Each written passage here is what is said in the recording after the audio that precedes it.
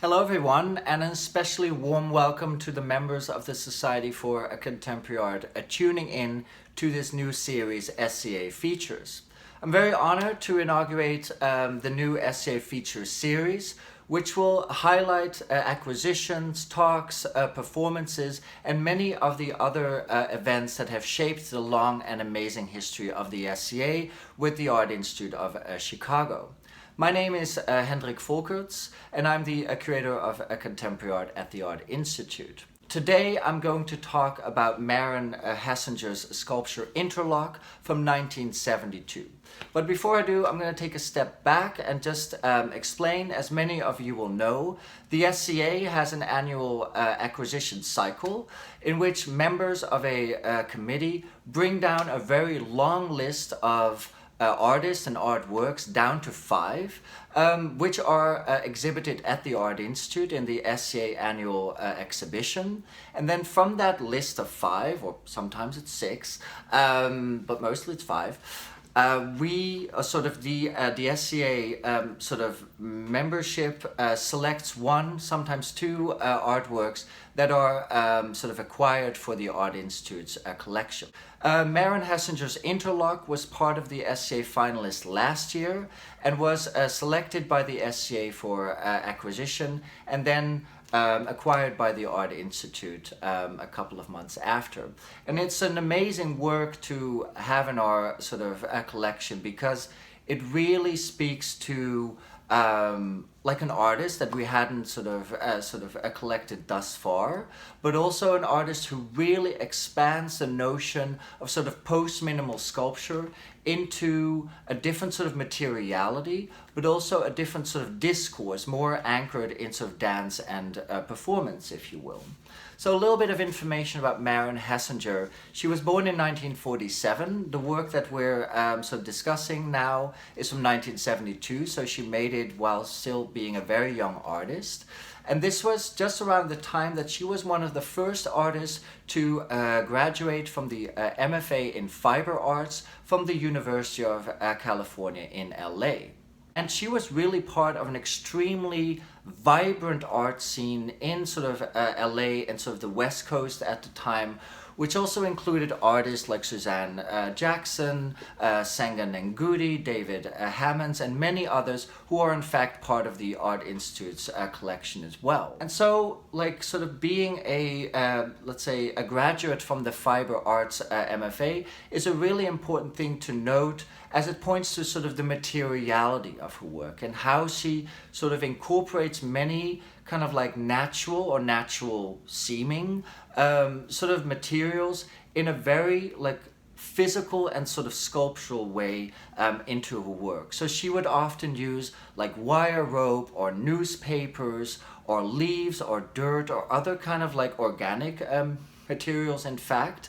But sort of wire rope is a material that in the beginning she used actually a lot because in her own words it was open to innovation. So she could really push sculpture in sort of a new sort of direction, if you will. And if we look at the shape of it, it is actually, you can see sort of the paradox in sort of the materiality itself. On the one hand, sort of the wire rope is an extremely robust material, but it's also quite sort of fragile and flexible, if you will. On the one hand, sort of it's an industrial material, but it also looks sort of natural and sort of organic. And that is exactly sort of the tension field, I want to say, that this artist was kind of like looking for in sort of the materiality that she used. Another thing that's really important to understand in order to fully appreciate this work is that kind of like Maren was from a very early age on interested in sort of performance and let's say dance in particular. Some of her earliest works are collaborations with artist Senga Ngudi, and many of these works were in fact performances.